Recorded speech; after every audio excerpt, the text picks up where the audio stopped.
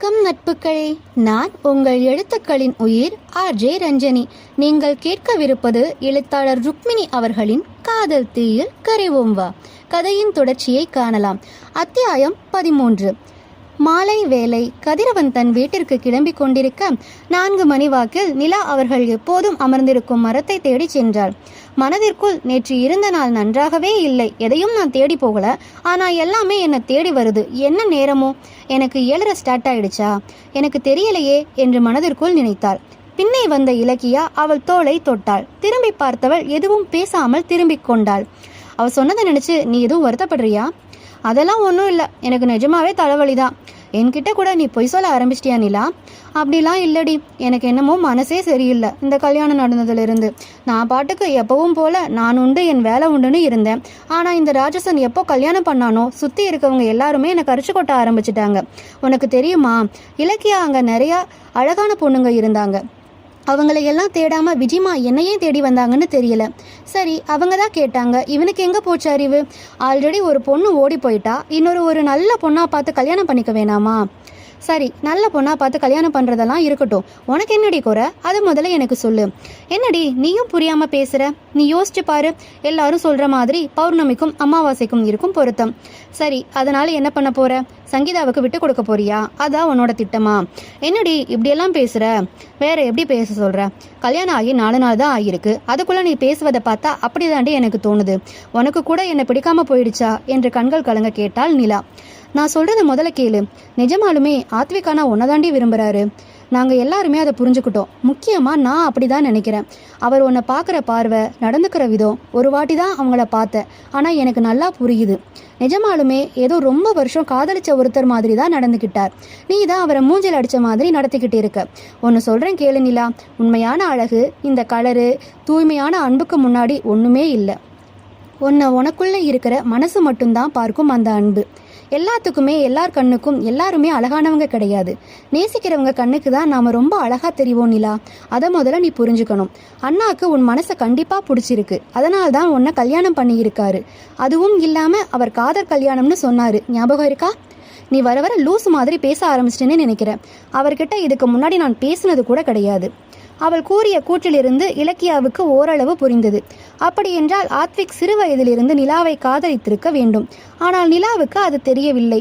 இப்போது இதை இவளிடம் கூறினால் அவர்களுக்கிடையே ஆன இடைவேளை இன்னும் அதிகரிக்கும். அதனால் அவர்களா பேசி தெரிஞ்சுக்கிட்டும் என்று நினைத்தாள்.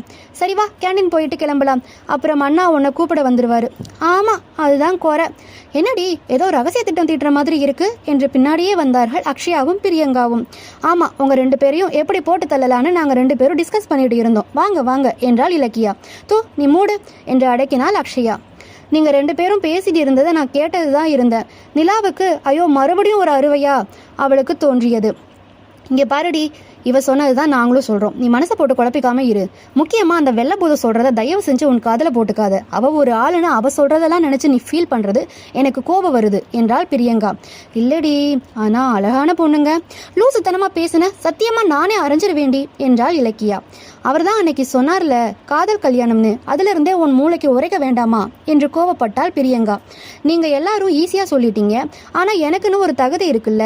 அவர் பக்கத்துல நிக்க கூட எனக்கு அந்த தகுதி இருக்கான்னு எனக்கு தெரியல.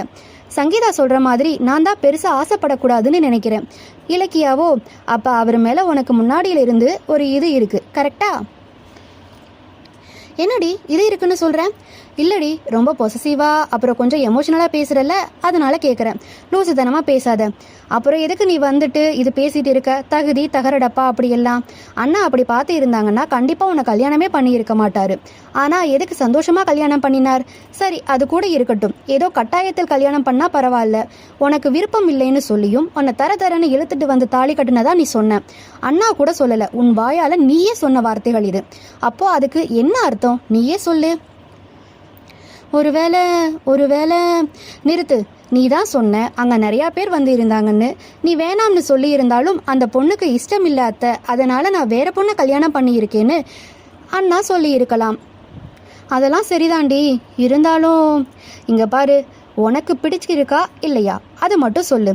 ஒரு நிமிஷம் யோசிச்சு சொல்லு.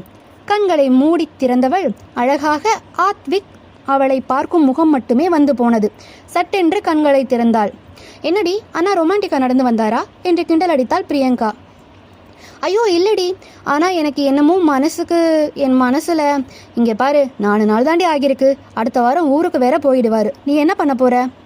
எனக்கே தெரியல. நான் ஏதும் பண்ண போகிறதில்ல. நீ ஒன்றும் பண்ண மாட்டேன்னு தான் உலகத்துக்கே தெரியுமே. நான் ஒன்று சொல்லட்டுமா? எனக்கு அந்த ராட்சசன் தான் பிடிக்கும். ஆனால் வெளியில் போனால் அவனுக்கு கெட்ட பேராக இருக்கும்னு நினைக்கிறேன். எனக்கு ஒரு மாதிரி இருக்குடி. நான் தகுதிக்கு மீறி ஆசைப்படுறேன்னு கூட எனக்கு அப்பப்போ தோணி இருக்கு. எது கல்யாணம் ஆகி 4 நாள்லேயே உனக்கு அந்த எண்ணம் வந்துருச்சா? இங்கே பாரு, உண்மையை சொல்லு. விஜயாம்மாவோட அண்ணன் பையனை உனக்கு பிடிச்சிருக்கா இல்லையா என்று தெளிவாக கேட்டாள் அக்ஷயா. அது வந்து கல்யாணம் இல்லை கட்டாய கல்யாணம். நல்லா நடிக்கிற நிலா. அவர்கள் பேசிக் கொண்டிருக்கும் போதே ஆத்விக் தூரத்தில் நின்று கொண்டிருந்தான். அதை பார்த்தவர்கள் கிளம்பு அண்ணா வந்துட்டாங்க என்றார்கள். அவர்கள் பில்டிங் தாண்டி அவனுக்கு எதிரே வந்து கொண்டிருந்தார்கள். ஏய், இவ கூட இருந்தா எனக்கு ஒரு மாதிரியா இருக்குடி என்றாள் பிரியங்கா. என்னடி சொல்ற? யோசிச்சு பாரு, நம்ம கேங்ல ஒரு ஜோடி ஆயிடுச்சு. நம்ம 3 பேர் மட்டும் சிங்கிள்ஸா இருக்கோண்டி. வாயை மூடிட்டு வாடி, அண்ணா காதுல விழப்போகுது என்று அவளை அடக்கினாள் அக்ஷயா. ஹாய், எல்லாரும் எப்படி இருக்கீங்க?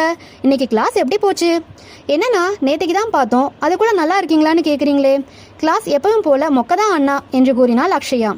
சரி உங்க எல்லாத்துக்குமே ஒரு குட் நியூஸ் சொல்றது தான் வந்தேன்.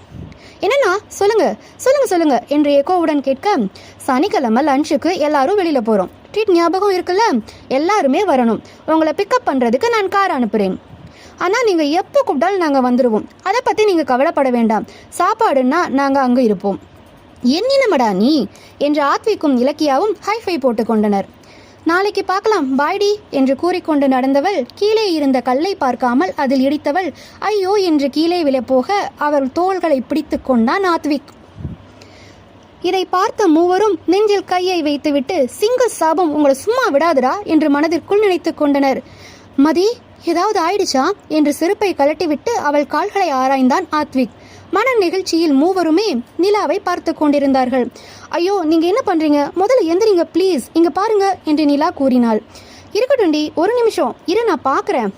காலிடுக்கில் மட்டும் லேசான காயம் இருப்பதால் நீ நடந்து வந்துடுவியான்னு கேட்டான். நான் நடந்து வந்துடுவேன். நம்ம முதல்ல வீட்டுக்கு போகலாம் வாங்க. முதல்ல அந்த செருப்பை கீழே போடுங்க ப்ளீஸ் என்று கூறினாள். நாங்கள் போயிட்டு வரோம், நாளைக்கு பார்க்கலாம் என்று கூறிவிட்டு சென்றார்கள். காரில் தனது தோழிகள் கூறிய வார்த்தைகளையே திருப்பி திருப்பி கூறிக்கொண்டாள் நிலா. நிஜமாலுமே இவனுக்கு நம்மளை பிடிக்குமா, இல்லை இதை எப்படி கண்டுபிடிக்கிறது என்று தனக்குத்தானே கேட்டுக்கொண்டாள். என்ன மதி? என்ன ஒன்றுமில்லையே. சரி உன்னோட ஆனுவல் டேக்கு நீ ஏதாவது பர்ச்சேஸ் பண்ணணுமா? நான் வேணா உன்னை கூட்டிகிட்டு போகட்டுமா? இல்லை, சாட்டர்டே எங்கேயோ வெளியில் போகிறோம்னு நீங்கள் சொன்னீங்கல்ல, அன்னைக்கு நாங்கள் எல்லாரும் பர்ச்சேஸ் பண்ணிக்கிறோம் என்று கூறினாள். சரி வீட்டிற்கு வந்தவர்கள் விஜயமா போட்டு கொடுத்த டீயை அருந்தினார்கள். மறுநாள் காலையில் ஆத்விக்கும் சங்கீதாவும் கட்டி அணைத்து கொண்டிருப்பதை பார்த்து நொறுங்கி போயிருந்தாள் நிலா. அத்தியாயம் 14. காலை பொழுது அழகாக விடிய யாருக்கு என்ன அதிர்ச்சி தரப்போகிறது என்று யூகிக்க முடியாத அளவுக்கு இருந்தது அந்த நாள். விஜயாவோ வெளியூரில் வேலை இருப்பதாகவும் வருவதற்கு 2 நாள் ஆகும் என்றும் ஆத்விக் ஊருக்கு கிளம்பும் நாள் வந்துவிடுவதாகவும் கூறி கிளம்பிவிட்டார். காலையில் சீக்கிரமே எழுந்த நிலா மேலே ஆத்விக் உறங்கிக் கொண்டிருப்பதை பார்த்தாள். தெருமுனையில் போய் பால் வாங்கிவிட்டு வரலாம் என்று தன்னை சுத்தப்படுத்தி கொண்டு வீட்டை அடைத்து விட்டு சென்றாள். பால் பாத்திரத்தில் பாலை வாங்கி கொண்டு உள்ளே நுழைந்தவள் அங்கு கண்ட காட்சியை பார்த்து பால் பாத்திரத்தை கீழே டொம் என்று போட்டாள். அவர்கள் அறையில் சங்கீதாவும் ஆத்விக்கும் ஒருவரை ஒருவர் கட்டி அணைத்திருந்தது போல் இருந்தது. அந்த பார்த்த நொடி அவள் மனதில் என்னென்னவோ எண்ணங்கள். சங்கீதாவோ என்ன மாமா மாமா என்று வெக்கப்பட்டு சினுங்கிக் கொண்டே வெளியே ஓடினாள். நிலா மனதில் என்ன நினைக்கிறாள் என்று கூட ஆத்விக்கால் புரிந்து கொள்ள முடியவில்லை. தன்னால் முடிந்த உணர்வுகளை தயார் செய்துவிட்டு அவனிடம் சொல்லாமலேயே கல்லூரிக்கு கிளம்பினாள். அன்று வகுப்பறையிலும் அவள் யாருடனும் அந்த அளவுக்கு பேசவில்லை. இலக்கியாவிற்கோ அவளின் செயலில் ஏதோ மாற்றம் இருப்பது போல தோன்றியது. அவளின் செயலில் ஏதோ மாற்றம் வகுப்பு முடிந்தவுடன் கேட்டுக்கொள்ளலாம் என்று அவள் காத்திருந்தாள். மதிய உணவு இடைவேளையில் அவர்கள் எப்போதும் செல்லும் மரத்திற்கு சென்றார்கள். என்னடி அண்ணா இன்னைக்கு என்ன ஸ்பெஷல் பண்ணாரு என்று நிலாவை பார்த்து இலக்கியா கேட்க, நான் தான் இன்னைக்கு சமைச்சேன் என்று சுரத்தையே இல்லாமல் கூறினாள். ஏண்டி அண்ணா சமைக்கலையா? அது என்று அவர்கள் பேசிக்கொண்டிருந்த போது அவள் வகுப்பு தோழி வந்தாள். நீ இன்னும் சாப்பிட போகலையா என்று கேட்டாள் அக்ஷயா. காம்படிஷனுக்கு நிலா பேரை நம்ம கிளாஸ் அட்வைசர் கொடுத்திருக்காரு, தேவையானதை வாங்கிக்கோங்க. ஆனா ஒன்னே ஒன்று சொல்றேன்டி, நம்ம டிபார்ட்மெண்ட் தான் ஜெயிக்கணும் என்று அவள் பங்குக்கு ஒரு வார்த்தையை சொல்லிவிட்டு கிளம்பி விட்டாள். அவள் சொன்னது கேட்டுச்சுல, அந்த வெள்ளபூதம் மட்டும் வந்துடவே கூடாதுடி என்று கூறினாள் பிரியங்கா. காலையில் நடந்த சம்பவத்தை ஒரு முறை மனதிற்குள் நினைத்து கண்மூடி உணவை உண்ண ஆரம்பித்தாள். அன்று மதியமும் லேப் இருந்ததால் அந்த அளவுக்கு எந்த வேலையும் இல்லை. எக்ஸ்பிரிமெண்ட்டை செய்துவிட்டு அரட்டை அடிக்க துவங்கிவிட்டனர் அனைவருமே. அன்று 3 மணிக்கு கேண்டீன் சென்று விட்டு கிளம்பலாம் என்று கேண்டீனுக்குள் போனார்கள். பெயருக்கு 1-2 பதார்த்தங்களை சாப்பிட்டு விட்டு மறுபடியும் மரத்தடிக்கு வந்தார்கள். இன்னும் 1 மணி நேரம் இருக்குடி, ஏதாவது விளையாடுவோமா, இல்லை பேசுவோமா, இல்லை திருப்பி கேண்டீன் போலாமா என்ற கேள்விகளை அடுக்கிக் கொண்டே சென்றாள் இலக்கியா. எப்ப பாரு சாப்பாடு சாப்பாடு, அமைதியா இருடி என்று பொறிந்தாள் நிலா. இவர்களின் அமைதியை கலைப்பதற்கு அங்கு வந்து நின்றது வெள்ளை பூதம். இப்போ எதுக்கடி வந்த? டெய்லி எங்களை பார்க்கலனா உனக்கு தூக்கமே வராதா என்று கேட்டாள் இலக்கியா. உன்னை பார்க்க எவண்டி வருவான், எனக்கு என்ன தலையெடுத்தா, உன்னை ஏன் நான் பார்க்க போறேன் என்று கேட்டாள் சங்கீதா. சரி இப்போ என்ன கலகம் மூட்டி விட வந்து இருக்க என்று கேட்டாள் பிரியங்கா. நான் நிலா கிட்ட கொஞ்சம் பர்சனலாக பேசணும். நிலா எங்க கிட்ட எதையுமே மறைக்க போவதில்லை, நீ தைரியமா எங்க முன்னாடியே பேசலாம். அப்போ அவங்களோட பெட்ரூம் விஷயம் எல்லாம் கூட உன்கிட்ட மறைக்காம சொல்லியிருக்காளா என்று நக்கலாக கேட்டாள். உன் நாக்க கட் பண்ணிடுவேண்டி, அடக்கி பேசு முதல்ல என்று கோபத்துடன் கூறினாள் அக்ஷயா. நான் அடக்கி பேசுறது இருக்கட்டும், முதல்ல உன் ஃப்ரெண்டு காலையில் நடந்த இன்சிடென்ட் பற்றி என்ன நினைக்கிறான்னு நீங்களே கேட்டு சொல்லுங்க. விஷயம் ஏதோ தப்பாக இருக்க, நிலா என்னடி இது, இவ பாட்டுக்கு உளறிட்டு இருக்கா, நீ பாட்டுக்கு அமைதியா இருக்க என்று கேட்டாள் இலக்கியா. அவ என்ன சொல்றது, வழக்கம் போல நானே சொல்றேன், காலையில நானும் என் மாமாவும் ரொமான்ஸ் மோட்ல இருந்தோம் என்று கூறினாள். மூவருக்குமே அவள் சொல்வது பொய் என்று நிலா சொல்வாளா என்று அவளை பார்த்தார்கள். என்ன நிலா, உன் கண்ணால நீ பார்த்தல்ல என்று அவள் கூற அவளை எரிக்கும் பார்வையில் பார்த்தாள் நிலா. என்ன பண்றது, அழகான பொண்ணுக்கு முன்னாடி எந்த அசிங்கமான பொண்டாட்டி கண்ணுக்கு தெரிய போறா என்று கூறி நக்கலாக சிரித்தாள். சட்டென்று எழுந்த நிலா சங்கீதாவின் அருகே சென்று ஓங்கி ஒரு அறையை பலார் என்று விட்டாள். சங்கீதாவுக்கு சர்வ நாடியும் ஒடுங்கியது போல் இருந்தது. எவ்வளோ தைரியம் இருந்தா என் வீட்டுக்கு வந்திருப்ப, அதுவும் என் புருஷன்கிட்டயே தப்பா நடந்துக்க பாப்ப என்று கேட்டு அவளை அடித்து விட்டாள். என்னதான் இப்ப நீ சொல்ற பொய்ய நான் நம்பணும், நான் நம்பி என் புருஷனை சந்தேகப்பட்டு வெளியே போகணும், அதைத்தான் நீ எதிர்பார்க்குறியா? நான் ஆத்விக் மனைவிடி, காலையில் என்னடி உங்களுக்குள்ள ரொமான்ஸ் நடந்தது, நீ கேடுகட்டத்தனமாக ஏதாவது பண்ணியிருப்பேன்னு எனக்கு முன்னாடியே தெரியும்டி என்று பேசினாள். அவளை அதிர்ச்சியாக பார்த்தவள், எப்படின்னு பார்க்குறியா, நீங்கள் போங்க மாமான்னு சொல்லிட்டு ஓடினல்ல, அப்போ உன் கண்ணை பழுத்திருந்ததை நான் பார்த்தேன். இப்போ நீ ஃபவுண்டேஷன் போட்டு அதை மறைச்சிருக்கிறது எனக்கு நல்லாவே தெரியுது. நீ ஏதாவது ஒரு வேலை பண்ணியிருப்ப, அதனால் என் புருஷன் ஒன்று அறிஞ்சிருப்பார், நீ விழ போகிற மாதிரி விழுந்திருப்ப, அதனால் அவர் தாங்கி பிடிச்சிருப்பாரு, அதை நான் பார்த்து தப்பாக நினச்சி அவரை விட்டு விலகி போயிருப்பேன் அப்படின்னு நீ பிளான் பண்ண. அதுக்கு தானே காலையில் வந்த? ஏய் அப்படின்னு மிரட்டினாள். இரு ஒன்று சொல்லட்டுமா, இப்படி அடுத்தவங்களோட வீட்டுக்குள்ள, அதுவும் அடுத்தவங்களோட பெட்ரூம்குள்ள வர்றது உனக்கே கேவலமா தெரியலையா? நிலா ஒரு பொண்ணான்னு எனக்கே சந்தேகமா இருக்கு. அப்புறம் நேற்றுக்கு என்னமோ சொன்னியே, நாங்க ஒன்று கூட்டிட்டோம்னு. என்ன மீறி என் புருஷன் எதுவுமே செய்ய மாட்டார், உன்னால முடிஞ்சா என்ன புடுங்கணுமோ புடுங்கிக்கோ என்று புது அவதாரத்தில் காலியாக அவள் பேச சுற்றி இருந்த மூவருமே ஆடிப்போயிருந்தனர். நம்ம அமைதியான நிலாவாடி இது என்ற ரீதியில் மூவரும் பார்க்க அவளை பார்த்தார். சங்கீதாவிற்கு அவமானம் ஒரு பக்கம், இவள் எல்லாம் தன்னை கை நீட்டி அடிப்பதா என்ற ஆதங்கம் ஒரு பக்கம். ஒன்று நல்லா புரிஞ்சுக்கோ, என் புருஷன் என்ன மட்டும்தான் விரும்புறார், புரியுதா? இன்னொரு வாட்டி அடுத்தவங்க பெட்ரூம்குள்ள இந்த எட்டி பார்க்குற வேலையெல்லாம் வச்சுக்காத. ஒருவேளை நீ எட்டி பார்க்கறதுனா எனக்கு ஒன்றும் பிரச்சனை இல்லை, பிகாஸ் நாங்கள் காலையில் எந்த மாதிரி மூடில் இருப்போன்னு எங்களுக்கே தெரியாது என்று இவளும் வெட்கப்பட்டு அவளை அவமானப்படுத்த முயற்சித்தாள் நிலா. அப்போதைக்கு நிலைமை சரியில்லை என்று விறுவிறென்று திரும்பி போனாள் சங்கீதா. நிலா என்று ஒருவித பயத்துடனே அழைத்தாள் இலக்கியா. ரொம்ப நடிக்காதீங்க தி, பயப்படுற மாதிரி. ஏய் என்னடி நடக்குதுங்க அவ சொன்னதெல்லாம்? ஆமாடி, காலையில் நான் பால் வாங்கிட்டு வரும்போது இந்த எரும மாடு என் வீட்டுக்குள்ளே போனதை நான் பார்த்தேன். இவ போய் என்ன பண்ணுறான்னு பார்க்க பின்னாடியே நான் போனேன். அவர் அப்போ தான் எந்திரிச்சு சோம்பல் முடிச்சுட்டு இருந்தார். போய் பின்னாடியே அப்படியே போய் கட்டி பிடிச்சிட்டாடி. அவரு கோவமா இழுத்து ஒரு அறை விட்டாரு பாரு, செம்மையா இருந்துச்சுடி. எனக்கே ஒரு மாதிரி வயிற்ற கலக்கிருச்சுன்னா பாரேன். அதுவும் காலங்காத்தால அடி வாங்கிட்டு நின்னா. அதுக்கப்புறம் அவ வேணும்னே வந்துட்டு உள்ள யாரோ இருக்கிற மாதிரி நினைச்சுக்கிட்டு அப்படியே விழ போனா. அவர் டக்குன்னு என்ன பண்றதுன்னு தெரியாம அவ தோள்பட்டையே பிடிச்சார். உடனே இவ என்னை கட்டி பிடிச்சு தாங்குற மாதிரி வந்து சொல்லி பொய் புழுகு மூட்டுறா. சண்டை மூட்டி விட பாக்குறா. அப்போ நீ ஆத்விகானாவ? என் மேல கூட எனக்கு சந்தேகம் வருண்டி, ஆனா அவர் மேல நான் என்னைக்குமே சந்தேகப்பட மாட்டேன் என்று உறுதியாக கூறினாள் நிலா. என்னமோ கல்யாணம் பிடிக்காத கல்யாணம் அப்படி இப்படின்னு பேசிட்டு அவரை விட்டு பிரிஞ்சு போயிருவேன்னு கூட டயலாக் பேசினேன். நான் சொன்னதெல்லாம் உண்மைதாண்டி, நான் இல்லைன்னு சொல்லல. ஆனா அவர் என்னதான் எங்க பக்கத்து வீட்டுல இருந்தாலோ என்னோட கிரஷ் அவர் தாண்டி என்றாள் நிலா. இது எதிர்பார்க்காத ட்விஸ்டா இருக்கே என்பது போல மூவரும் பார்க்க, விஜிமாவோட வளர்ப்பு மேலே எனக்கு ரொம்பவே நம்பிக்கை இருக்குடி. அதுவும் இந்த மாதிரி சில்லறைங்க பேச்சை கேட்டெல்லாம் அவரை போய் நான் சந்தேகப்படுவேனா? அது என்ன நானே சந்தேகப்படுற மாதிரி ஆயிடும். நீ தானே சொன்ன எப்பவுமே ஃபர்ஸ்ட் நம்மளை நேசிக்கணும் அப்படின்னு. அதைத்தான் நான் இப்ப பண்ணிட்டு இருக்கேன் என்று கூறினாள் நிலா. நீ இப்பதாண்டி அறிவாளியா பேசியிருக்க. உனக்குள்ள இம்பட்டு அறிவா? அதுவும் இன்னைக்கு சங்கீதாவை அரைஞ்ச பாரு, எனக்கு அப்படியே மனசுக்குள்ள பனிக்கட்டி கரைச்சி ஊத்துன மாதிரி இருந்துச்சுடி. சரி சரி, அவர் வராரான்னு பாப்போம். காலையில நான் என்ன நினைச்சிருப்பேன்னு பாவம் பயந்து போயிருப்பாருன்னு நினைக்கிறேன்டி என்றாள் நிலா. அதனாலதான் நீ காலையில சிங்கிளா வந்தியா? பாவண்டி அண்ணா. இருக்கட்டும், என்ன பார்த்து பயப்படுறக்கு ஒரு ஆள் இருக்கே, சந்தோஷந்தான். அதுவும் பொண்டாட்டி மேல பயம் இருக்கிறது ரொம்பவே நல்லதுதான்.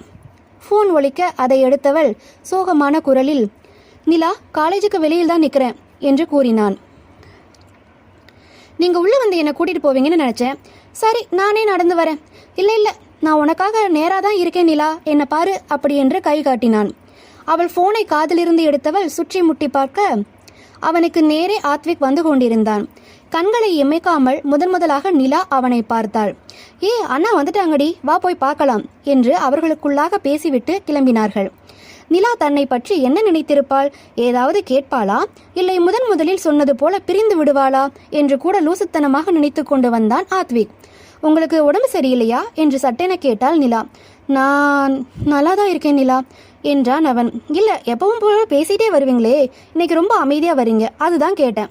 அதெல்லாம் ஒன்றும் இல்லை மதி, வீட்டுக்கு வந்ததுக்கு அப்புறம் கொஞ்ச நேரம் பேசலாமா? பேசலாமே என்று இருவரும் வீட்டை நோக்கி சென்று கொண்டிருந்தனர். விடாத கருப்பு போல அங்கே சைலஜாவும் சங்கீதாவும் நின்று கொண்டிருக்க, சங்கீதா ஒரு புதிய திட்டத்துடன் அங்கே அவர்களுக்காக வாசலில் காத்து கொண்டிருந்தாள்.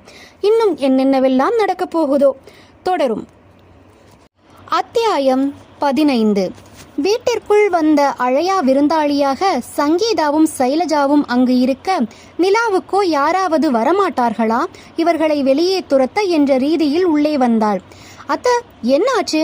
ஏதாச்சும் வேண்டுமா என்று முதலில் கேட்டது ஆத்விக் தான். இங்கே கேளு, எதுக்காக காலையில என் பொண்ணை நீ கை நீட்டி அடிச்ச? உங்க பொண்ணுக்கு என் வீட்டில் என்ன வேலை என்று பதிலுக்கு கேட்டான். அவ நிலாவை பார்க்க போயிட்டு வரேன்னு சொல்லிட்டு போனா. நிலாவை பார்க்கறதுனா நிலாவை பார்த்துட்டு இருக்கணும். அவன் அப்படி கூறியதும் சைலஜா அதிர்ச்சியாக சங்கீதாவை பார்த்தார். சங்கீதாவோ தன் நாடகத்தை அரங்கேற்ற ஆரம்பித்தாள். நான் நிலாவை பார்க்கறதுக்காக தான் வந்தேம்மா. வீட்டில் யாருமே இல்லாததால ரூம் திறந்துருச்சுன்னு எட்டி தான் பார்த்தேன். ஆனால் இந்த ஆத்விக் மாமா இருக்காருல்ல, ஆத்விக் மாமா என்னை வேணும்னே கட்டி பிடிச்சிட்டாரு என்று அழுது கொண்டே நாடகம் நடத்தினாள். இதையெல்லாம் சலனம் இல்லாமல் நிலா பார்த்து கொண்டே இருந்தாள். எனக்கு என்ன பண்றதுன்னே தெரியல. இதோ இவ வந்த உடனே இவர் என்னை அரைகிற மாதிரி அரைஞ்சாரு. அதுக்கப்புறம் நான் வெளியில ஓடி வந்துட்டேம்மா. காலேஜ் போய் இவகிட்ட சொன்னா இவளும் என்னை அரைஞ்சா. அதனாலதான் நான் இங்க உன்னை கூட்டிட்டு வந்தேம்மா. இதை பார்த்து கொண்டிருந்த நிலா, இங்க பாருங்க, காலேஜில் அவளை நான் அடிச்சது உண்மைதான். அங்க வந்து 4 பேருக்கு முன்னாடி தேவையில்லாம என் புருஷனை பத்தி தப்பா சொல்லிக்கிட்டு இருந்தா. அதனாலதான் நான் அடிச்சேன். அதுவும் இல்லாம எனக்கு அவர் மேல முழு நம்பிக்கை இருக்கு. அவர் கண்டிப்பா இந்த மாதிரி கேவலமான விஷயத்த எப்பயுமே செய்ய மாட்டாரு. தயவு செஞ்சு இங்க இருந்து கிளம்புங்க. அப்படியே உங்களுக்கு ஏதாவது வேணும்னா எங்க விஜயாம்மா வந்ததுக்கு அப்புறம் நீங்க அவங்க கிட்டயே பேசிக்கோங்க. அப்போ என் பொண்ணுக்கு நியாயம் கிடைக்க வேண்டாமா? உங்க பொண்ணுக்கு இப்ப என்ன நியாயம் கிடைக்கணும் என்று நக்கலாக கேட்டான் ஆத்விக். அதான் காலையில் நீ ஒரு விஷயம் பண்ணல, அதுக்கு முதல்ல சொல்லு. சாட்சி இருக்கா என்று அவன் நக்கலாக கேட்டான். யாரு சொல்லணும் சாட்சி? அதான் நான் இருக்கேனே, அது பத்தாதா என்று வீரமாக கேட்டாள் சங்கீதா. சரி, எல்லாரும் இப்ப என் போன்ல ஓடுறத பாருங்க என்று ஆதாரத்தை காட்ட தயாரானான். வீடியோவை டிவியில் கனெக்ட் செய்து அனைவருக்கும் காட்டினான். காலை 6:45 மணி என்று அதில் குறிப்பிட்டு இருந்தது. இன்றைய தேதியும் அதில் இருந்தது. காலையில் நிலா பால் வாங்குவதற்காக பால் பாத்திரத்தை எடுத்துக்கொண்டு வெளியே போவதும், அவள் போனவுடன் வீட்டுக்குள் திருட்டு பூனை போல பதுங்கி பதுங்கி சங்கீதா வருவதும், சாகித்து இருந்த கதவை அவளே திறந்து கொஞ்ச நேரம் அங்கேயே நின்று வேவு பார்ப்பதும் தெரிந்தது. ஆத்விக் படுத்திருப்பதும் நன்றாக தெரிந்தது. வேண்டுமென்றே உள்ளே போனவள் சிறிது நேரம் கழித்து ஆத்விக் எழுந்ததும் சோம்பல் முறித்ததும் பின்னாடியே சென்று ஆத்விக்கை இவளை அணைப்பதும் அதில் தெள்ளத் தெளிவாக பதிவாகி இருந்தது. இதை பார்த்த சங்கீதாவிற்கு பயத்தை மீறிய உதறல் உடம்பில் வரவே அவர்கள் இருவரையும் கேவலமான பார்வை பார்த்தார்கள் நிலாவும் ஆத்விக்கும். என்னென்னமோ வந்தவுடனே பேசுனீங்க, இப்ப என்ன சொல்ல போறீங்க என்று அவரை ஒரு புழுவை பார்ப்பது போல பார்த்தாள். நிலாவோ அதைவிட கேவலமாக பார்த்து கொண்டிருந்தாள் சங்கீதாவை. ஆத்விக், இப்ப நீங்க இங்கிருந்து மன்னிப்பு கேட்டுட்டு கிளம்பலைன்னா இந்த வீடியோவோட அப்படியே போலீஸ் ஸ்டேஷன் போக வேண்டிதான் இருக்கும். அதுவும் மகளிர் ஸ்டேஷன்ல போய் உங்க பொண்ணு மேல கம்ப்ளைண்ட் கொடுப்பேன். உங்களுக்கு ஓகேவா என்று திமிராகவே கேட்டான். என்ன ஆத்விக், விஜயா இல்லாத நேரமா பார்த்து நீ இப்படி பேசுறது கொஞ்சம் கூட நல்லாவே இல்லை. அதுவும் ஒரு பொம்பளை பிள்ளைய போலீஸ் ஸ்டேஷன்ல போய் விடுறேன்னு சொல்ற. இதுதான் விஜயா உன்னை வளர்த்த லட்சணமா? போதும், நிறுத்துங்க என்று ஹால் அதிர கத்தினான் ஆத்விக். உங்க பொண்ணு மேல இருக்கிற தப்பு உங்களுக்கு இன்னுமா கண்ணுக்கு தெரியல? அடுத்தவங்க வீட்டுல, அதுவும் அடுத்தவங்க புருஷனோட ரூம்ல இப்படி உள்ள வந்து கேடுகட்டத்தனமா நடந்துக்கிற அவளை போலீஸ் ஸ்டேஷன்ல போய் பிடிச்சு கொடுக்காம வேற எங்க நடு ரோட்ல கட்டி வச்சு அவமானப்படுத்த முடியும் என்று காட்டு கட்டாய் கத்தினான் நமது ஆத்விக். என்ன புது பொண்டாட்டி வந்த திமிரா என்று நக்கலாக கேட்டால் பெரிய அத்தை. அதனால் என்ன, அப்படியே நீங்க வச்சுக்கோங்க. எங்க அத்தை மட்டும் இந்நேரம் இருந்திருந்தா இந்நேரம் சீனே வேற தெரியும்ல. விஜயாவை பற்றி ஓரளவுக்கு சைலஜாவுக்கும் தெரிந்திருந்தது. அவள் இல்லாத நேரமாக பார்த்து அதனால்தான் இவர்கள் இருவரும் வந்திருந்தார்கள். சொந்தம் வேண்டும் அப்படி நினைச்சிருந்தா இப்படியெல்லாம் நீங்க செய்வீங்களா என்று அழுது நாடகமாடத் தொடங்கினார் சைலஜா. இங்க பாருங்க, இந்த அழுகையெல்லாம் பார்த்து மயங்குற ஆளுங்க நாங்க கிடையாது. இவ்வளவு நேரம் சொந்தம் சொந்தம்னு சொல்றீங்களே, உங்க மகள் பண்ண கேவலமான விஷயம் உங்களுக்கு கண்ணு முன்னாடி வரலையா? சரி, அது ஒரு பக்கம் இருக்கட்டும். இப்படி பாசமா இருக்கிறவங்க எங்க அத்தை விதவையா இருக்கும்போது எட்டி பாத்தீங்களா? சொல்லுங்க, அவங்க எங்க இருக்காங்க, என்ன பண்றாங்க கூட நீங்க தெரிஞ்சுக்க முயற்சி பண்ணல. இப்ப வந்துட்டு சொந்தம்னு சொன்னா யாரு உங்ககிட்ட பேசுவா? எங்க அத்தை அரசாங்க வேலையில இருக்கிறதுனாலையும் அவங்களுக்கு பின்னாடி பென்ஷன் வருங்கிறனாலையும் ஒட்டிக்கிட்டு வந்து நிக்கிறீங்க. இதுக்கு பேர் சொந்தமா? அது போக ஆல்ரெடி கல்யாணமாகி நாங்க சந்தோஷமா வாழ்ந்துகிட்டு இருக்க இந்த டயத்துல வேணும்னே நீங்களே உங்க பொண்ணு இங்க அனுப்பி கலகம் மூட்டி விடுற வேலையை பார்த்துட்டு இருக்கீங்க. எங்க அத்தை ஒரு வாட்டி சொன்னாங்க, கல்யாணத்துக்கு முன்னாடி நீங்க யாரோட புருஷன் கிட்ட. ஆத்விக், நீ என்ன பேசுறேன்னு தெரிஞ்சுதான் பேசுறியா? பெரியவங்கிற மரியாதை கொஞ்சமாச்சும் மனசுல இருக்கா இல்லையா? என்னடா இது கொடுமையா போச்சு, உண்மையை சொன்னா கூட தப்பா என்று நக்கலாக கேட்டான். எல்லாம் நீ பேசல, ஏதோ பின்னாடி நிக்கிறாளே இந்த அழகிதான் தலையண மந்திரம் போட்டு பேச வைக்கிறா அப்படின்னு தான் நான் நினைக்கிறேன். ஆமா, அவ எனக்கு அழகிதான். அது போக உங்களை தவிர வேறு யாராவது இந்த வார்த்தையை சொல்லியிருந்தா கண்டிப்பா 32 பல்லையும் அவங்க கையிலேயே தட்டி கொடுத்திருப்பேன். அவன் பேசிய ஒவ்வொரு வார்த்தையும் அவள் பேசிய வார்த்தையை கத்தியாய் போல அவர்களுக்கே திருப்பி தந்தது. அப்புறம் உங்க பொண்ணை இனிமேலும் கல்யாணமாகாத எவனாவது இருப்பான்ல, அவன்கிட்ட இந்த மாதிரி கேடுகட்ட வேலையெல்லாம் பண்ண சொல்லுங்க. இப்படியெல்லாம் பண்ணினா நாங்க பிரிஞ்சிடுவோம். அது சாக்கா வச்சுட்டு என்னையவே கல்யாணம் பண்ணிட்டு வரலாங்கிற எச்சத்தனமான யோசனையை இதோட விட்டுட சொல்லுங்க. அதுதான் உங்க 2 பேருக்குமே நல்லது. இனிமேல் சொந்தம் சொல்லிட்டு எங்க வீட்டுக்கிட்ட வராதிங்க. கிளம்புங்க முதல்ல இங்கிருந்து. அப்புறம் உன்னால இனிமேல என் பொண்டாட்டிக்கு படிக்கிற இடத்துல எந்த பிரச்சனையும் வரவே கூடாது என்று சங்கீதாவை கை நீட்டி பேசினான். உங்க காலேஜ் பிரின்சிபால் கிட்ட ஆல்ரெடி நான் பிரச்சனையை சொல்லி இருக்கேன். ஒருவேளை உன்னால ஏதாவது பிரச்சனை வந்தா கண்டிப்பா நீ படிக்கவே முடியாதபடி பண்ணிடுவேன். உன்னால வேற எந்த காலேஜில் சேரவும் முடியாது. அவமானம் தாங்க முடியாமல் சைலஜாவும் சங்கீதாவும் அங்கிருந்து விறுவிறு என்று நடையை கட்டினர். போகும் வழியெல்லாம் சைலஜாவின் மனதில் இந்த சனியனோட பேச்சை கேட்டு வந்து கடைசியில் சொந்தமே வேணாம்னு சொல்ற அளவுக்கு கொண்டு வந்து விட்டுட்டாளே, கடங்காரன் எப்படியாவது விஜயாவை நம்ம கைக்குள்ள போட்டே ஆகணும், இல்லைன்னா நம்ம கடைசி காலத்துல சிங்கிதான் அடிக்கணும் என்று மனதிற்குள் நினைத்தாள். சங்கீதாவோ இன்னும் பழிவாங்கும் உணர்ச்சியை விடாமல் நிலாவை எப்படியாவது வஞ்சித்து தீர்த்து கட்டிவிட வேண்டும் என்ற நிலைக்கே போய்விட்டாள். இருவரும் சென்றவுடன் புயல் ஓய்ந்தது போல இருந்தது. நிலாவிற்கு உள்ளே செல்லலாமா வேண்டாமா என்ற யோசனை வாட்டியது. ஏதாவது பேசலாமா என்று கூட யோசித்தாள்.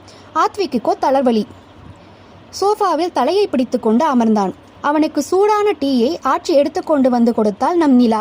இரவு உணவு முடியும் வரை இருவரும் ஒருவருக்கொருவர் பேசிக்கொள்ளவே இல்லை. அவர்கள் வீட்டு மாடியில் நிலா உட்கார்ந்து வானத்தை பார்த்து கொண்டிருந்தாள். அப்போது அங்கு வந்த ஆத்விக், மதி, உன்கிட்ட கொஞ்சம் பேசணும், பேசலாமா? பேசலாமே, சொல்லுங்க. இன்னைக்கு நடந்ததை பத்தி. இன்னைக்கு என்ன நடந்தது? ஒண்ணுமே நடக்கலையே என்றாள் நிலா. மதி, இன்னைக்கு அவன் தயங்கினான். நிறுத்துங்க, நானே சொல்றேன். அவள் என்கிட்ட காலேஜில் பிரச்சனை பண்ணது உண்மைதான். ஆனால் அவளுக்கான பதிலை நான் ஏற்கனவே அவகிட்ட சொல்லிட்டேன். இப்போ உங்கள் மனசில் என்ன இருக்குது? நான் ஏதாவது உங்களை நினைப்பேன்னா? ஆரம்பத்தில் பிடிக்காம தான் கல்யாணம் பண்ணேன், நான் இல்லைன்னு சொல்லலை. ஆனால் இது ஒன்றும் வெட்டி விடுற கல்யாணம் இல்லைன்னு நான் நினைக்கிறேன். ஏன்னா ஒருத்தருக்கு ஒரு வாட்டி தானே கல்யாணமாக முடியும். அப்படித்தான் எங்கள் அம்மாவும் விஜய்மாவும் சொல்லி வளர்த்துருக்காங்க. ஒருவேளை உங்களுக்கு என்ன பிடிக்கலைன்னா நீங்கள் எப்போ சொல்கிறீங்களோ அப்போ நான் இந்த வாழ்க்கையை விட்டு போயிடுறேன் என்று ஒவ்வொரு வார்த்தையும் ஆழ்ந்து அனுபவித்து ஆத்விக்கிடம் சொல்லி கொண்டிருந்தாள் நிலா. நீ கல்யாணம் பண்ணிட்டோம் அப்படிங்கிறதுக்காக தான் இந்த முடிவு எடுத்துட்டியா நிலா? அப்படியும் வச்சுக்கோங்களே அப்படின்னு சிரித்தாள். அப்போது இன்னைக்கு அவள் பண்ண பிரச்சனை என் ஃப்ரெண்ட்ஸ் கிட்ட சொன்னது தான் உங்ககிட்டையும் சொல்கிறேன். என் மேலே கூட நான் சந்தேகப்படுவேன், ஆனால் உங்கள் மேலே நான் என்றைக்குமே சந்தேகப்பட மாட்டேன். எனக்கு தூக்கம் வருது, நான் போய் தூங்குறேன் என்று விறுவிறுவென்று மாடிப்படி கட்டுகளில் இருந்து இறங்கி உள்ளே சென்றாள். பின்னே பதுங்கி பதுங்கி பூனை போல வந்த ஆத்விக் நின்று கொண்டிருந்த நிலாவை பின்னே இருந்து அணைத்தான்.